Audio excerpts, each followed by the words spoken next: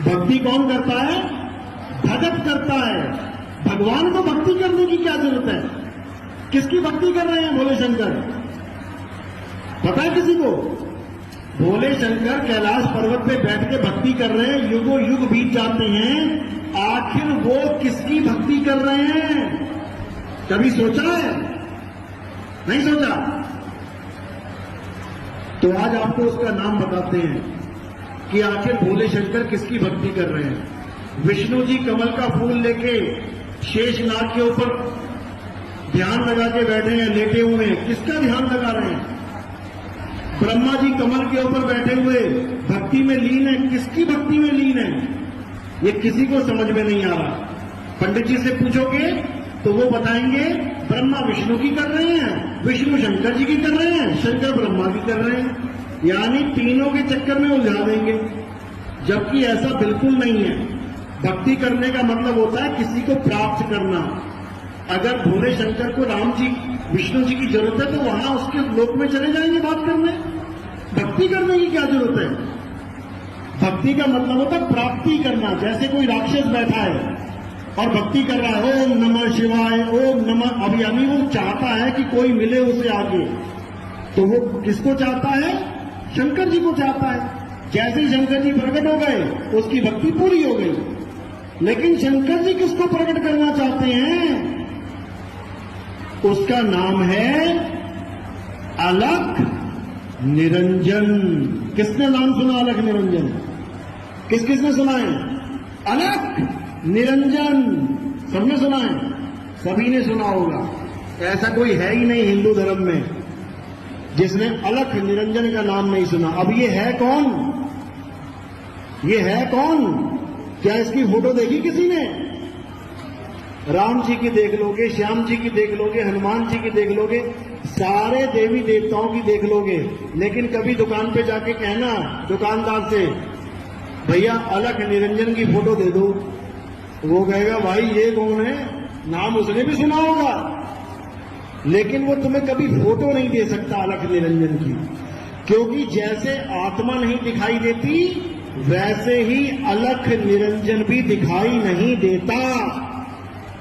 अब इन दोनों में जो दिखाई नहीं देते, इन दोनों में जो भेद है, अगर वो तुम्हें पता है तो तुम कभी अलख निरंजन के जाल में नहीं फंसोगे। अलख निरंजन भी दिखाई नहीं देता, आत्मा भी दिखाई नहीं देती, लेकिन अगर तुम्हें दोनों का भेद पता है तब तुम बच सकते हो। तो अलख निरंजन के पुजारी बिल्कुल अलग होते हैं और आत्मा के पुजारी बिल्कुल अलग होते हैं। अलख निरंजन का मतलब समझ लो क्या है?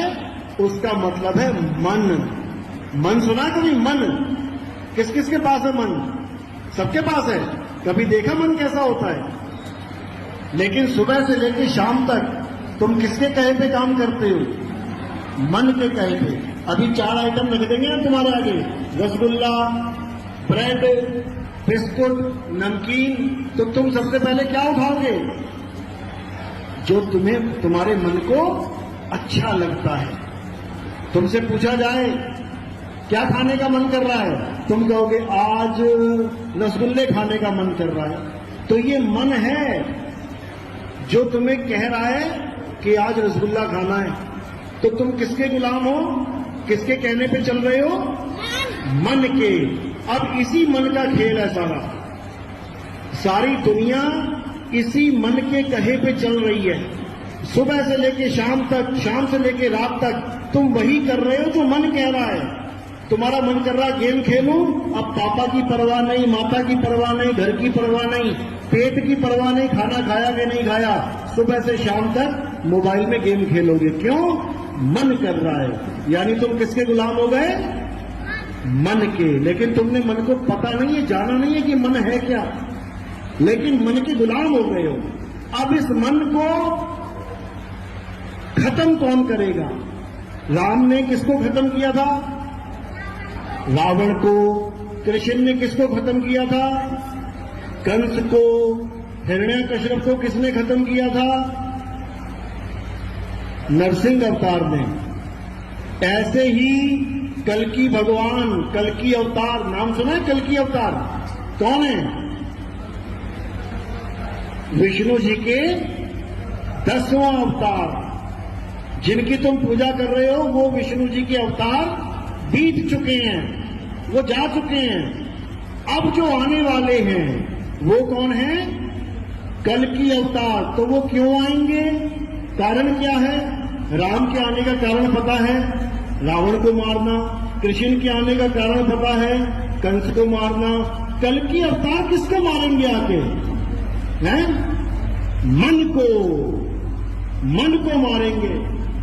जिस मन ने तुम्हें गुलाम बना लिया है उसकी गुलामी से तुम्हें आजाद करवाएंगे।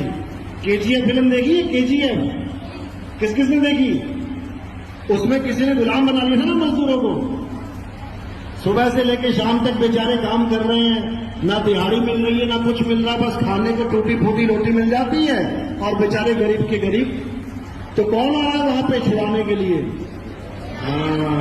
तो ऐसे ही एक अवतार आएगा, विष्णु जी का 10वां अवतार। उसका नाम है कल्कि अवतार। और वो तुम्हें गुलामी से तुम्हारे सारे बंधन काट देगा और तुम्हें हमेशा के लिए आजाद कर देगा। लेकिन उसको आजाद करेगा जिसको लगे कि मैं गुलाम हूं। यहां तो सारे ही राजा बने पड़े हैं। अब इन बच्चों को बाहर भेजा, ये खुद गए या किसी ने भेजा? खुद गए।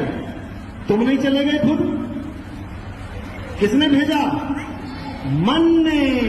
ये यहां बैठ भी नहीं सकते, इनका मन में उथल पुथल होने लगी। अरे नहीं नहीं नहीं नहीं, ये क्या बोल रहे हैं, मुझे सुनने में समझ में नहीं आ रहा। उठो उठो, चल बेटा उठ, बाहर जा, बाहर अच्छी हवा चल रही है, बाहर खेलेंगे, ये करेंगे वो करेंगे। किसने? मन ने। क्यों? क्योंकि वो नहीं चाहता कि कोई उसकी गुलामी से आजाद हो जाए। कोई नहीं चाहता कि उसका ग्राहक टूट जाए। तुम्हारी दुकान हो ना, तुम कभी नहीं चाहोगे मेरी दुकान का एक भी ग्राहक मेरी दुकान छोड़ के चला जाए। इसी प्रकार ये काल, ये मन, ये अलख निरंजन कभी नहीं चाहता कि एक भी जीव, एक भी बच्चा मेरे जाल से निकल जाए। तो वो क्या करता है? वो उसको सत्संग से ही बाहर निकाल देता है कि बाहर ले जाता हूं, सुन ही नहीं पाएगा कुछ भी, कभी समझ ही नहीं पाएगा कि मन होता क्या है। और कबीर साहब क्या कह रहे हैं? मन के हारे हार है और मन के जीते जीत। अगर तुमने इस मन को समझ लिया कि ये कैसे मुझे नचा रहा है। आज जेलों में देखो कितने लोग बंद हैं, पता है क्यों बंद हैं? क्यों? क्योंकि उन्होंने अपने मन के कहे काम कर डाले।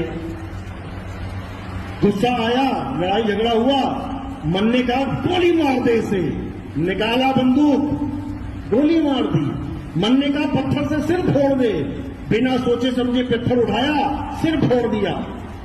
तो कहां चला गया? जेल में।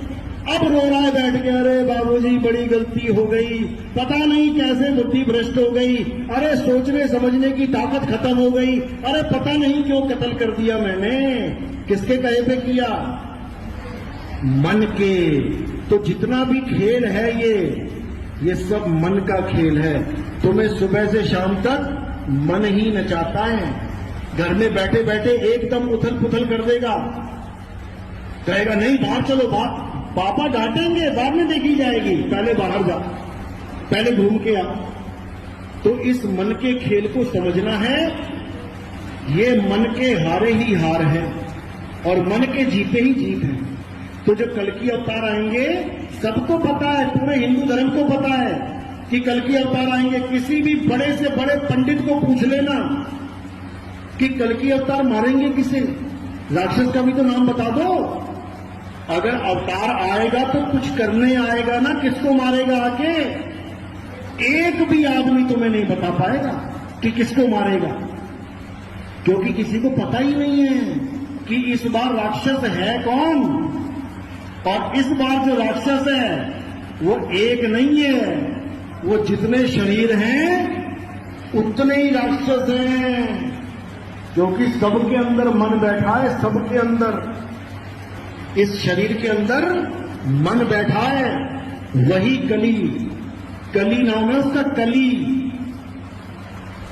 कली काल, कली काल, नेट पे सर्च करोगे ना कली काल कौन है, तो तुम्हें वो बातें पता लगेंगी जो आज तक इन पंडितों को नहीं पता लगी, बड़े बड़े ऋषियों को पता नहीं लगी, उनको भी पता नहीं लगा कि कली काल हमारे अंदर बैठा हुआ है। उनके अंदर से भी कली काल ने सारा खेल घुमा दिया। विष्णु जी को श्राप किसने दिया था? विष्णु जी को श्राप दिया था ना किसी ने, उसी के भगत ने। किसने दिया था? विष्णु जी को श्राप दिया था नारद मुनि ने। 24 घंटे नाम जपता था, नारायण नारायण। नारद मुनि पता है ना, जो भगत है भगवान का, वही श्राप दे रहा है भगवान को। पता क्यों श्राप दिया था? नहीं पता। नारद मुनि को अहंकार हो गया एक बार कि सबसे बड़ा सन्यासी मैं ही हूं। कैसे हो गया? विष्णु जी के पास गया, वो शैया पे लेटे हुए थे, अपना ध्यान में मगन थे, लक्ष्मी जी पैर दबा रही थी। तो नारद मुनि ने कहा, महाराज माया से तो आप भी नहीं बचे, देखो औरत बैठा रखी है साथ में, औरत रूप में माया का। तो विष्णु जी ने कहा, हाँ भाई ये बात तो सच है, तो बचा कौन है? तो नारद मुनि कहते, मैं बचाऊं ना, मेरे पास कोई लेडीज नहीं है, औरत नहीं है। तो विष्णु ने कहा, ठीक है भाई, बहुत अच्छी बात है, जाओ। जब वो वापस गया तो विष्णु जी ने एक लीला करी। लीला क्या करी? रास्ते में एक बहुत बड़ा महल बना दिया। जब नारद मुनि वहां से क्रॉस हुआ तो विष्णु जी ही एक लड़की बनके उसमें जल चढ़ाने लगे पौधों पे। अब नारद मुनि ने लड़की को देखा और उसका मन विचलित हो गया। कहता, इतनी सुंदर लड़की, अरे आज तक कभी दिखाई क्यों नहीं दी है?